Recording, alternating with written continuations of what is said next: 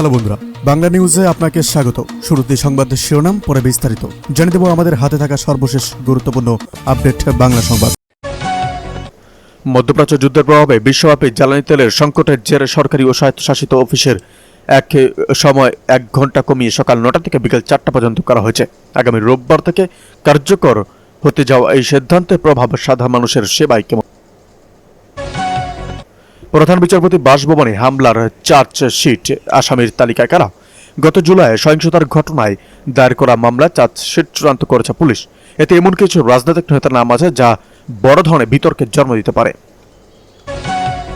আন্তর্জাতিক এক আদালতের রায়ে বাংলাদেশের একটি বিদেশি ব্যাংক অ্যাকাউন্ট জব্দ হওয়ার খবর আজ মন্ত্রিসভায় আলোচিত হয়েছে। এর পেছনে কোন চুক্তির লঙ্ঘনের দায় আছে তা নিয়ে সরকার নীরব।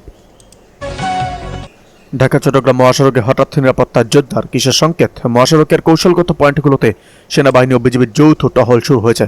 বিশেষ কোনো গোয়েন্দা তথ্যের ভিত্তিতে কি এই আগাম প্রস্তুতি?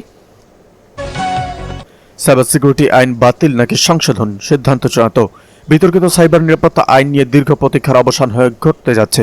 মন্ত্রিসভার পরবর্তী বৈঠকে এই আইনের আমূল পরিবর্তন বা বাতিলের প্রস্তাব উঠতে পারে।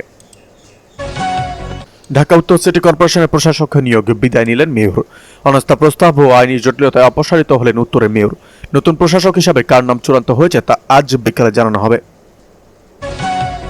বিতর্কিত আইনটি বাতিলের পর মত প্রকাশের স্বাধীনতার রক্ষায় নতুন একটি খসড়া আজ মন্ত্রিপরিষদে তোলা হয়েছে। এতে সাংবাদিকদের জন্য কোনো বিশেষ রক্ষা কবচ আছে কিনা তা এখনো স্পষ্ট নয়। এদিকে ওয়াকআউটের পর ফের অধিবেশনে ফিরলেন বিরোধী দলের এমপিরা। ত্রয়োদশ জাতীয় সংসদের প্রথম অধিবেশনের 12তম দিনে বৃহস্পতিবার বিকেলে আবারও জাতীয় সংসদে ফিরে যোগ দিয়েছেন বিরোধী দলের সংসদ সদস্যরা। সন্ধ্যা 7:15টার দিকে তারা সংসদে ফেরেন। এর আগে বিকেল 5:56 বিরোধী দলীয় নেতা ডক্টর শফিকুর রহমান ওয়াকআউটের ঘোষণা দেন। তিনি বলেন, দুঃখজনক হলেও সত্য, বিরোধী দলের যৌক্তিক বাধার পরেও যে কয়েকটি গণবিরোধী বিল পাশ হয়েছে আমরা তার দায় নিতে চাই না, তাই আমরা সংসদ থেকে ওয়াকআউট করছি। এ বিষয়ে স্বরাষ্ট্রমন্ত্রী সালাউদ্দিন আহমেদ বলেন, বিরোধী দল আইন প্রণয়নের সব রেকর্ডিংয়ে অংশগ্রহণ করেছেন। এরপরও ওয়াকআউটের অর্থ কি তা নিয়ে প্রশ্ন তোলেন তিনি। বৃহস্পতিবার সংসদে স্থানীয় সরকার পৌরসভা সংশোধন বিল 2026 উত্থাপন করা হয় এবং কণ্ঠ ভোটে বিলটি পাশ হয়। বিরোধী দল ভোট দেয়নি।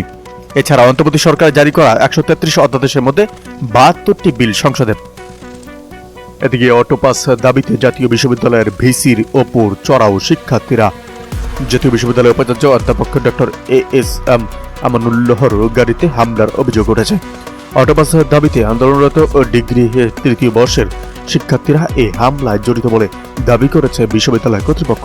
অন্যদিকে শিক্ষার্থীরা অভিযোগ করেছেন, বিশ্ববিদ্যালয়ের কর্মকর্তা কর্মচারী ও নিরাপত্তা কর্মীদের মারধরে প্রায় 25 শিক্ষার্থী আহত হয়েছে।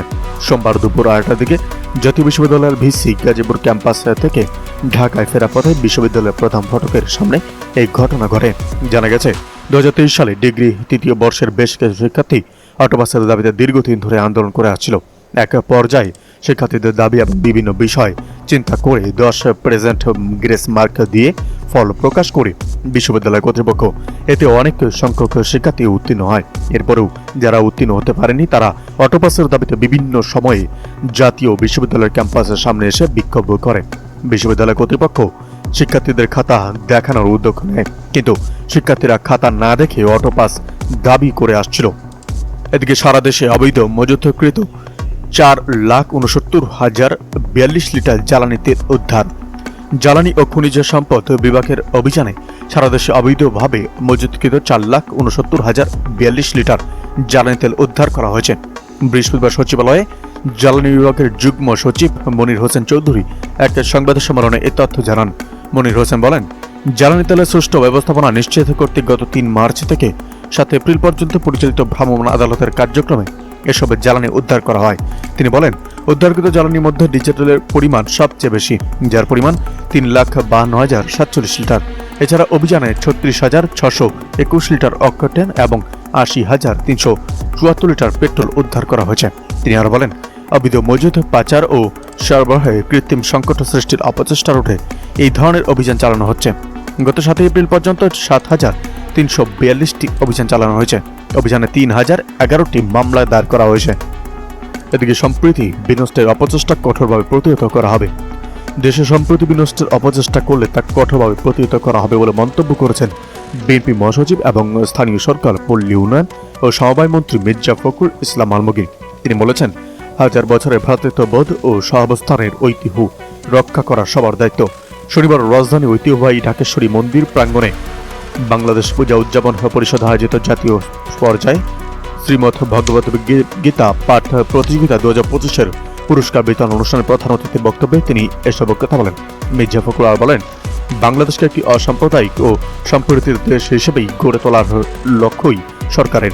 ধর্মের ভিত্তিতে কোনো বিভাজন নয়, বরং সবার সম্মিলিত প্রচেষ্টার মাধ্যমে দেশের উন্নয়ন নিশ্চিত করতে হবে।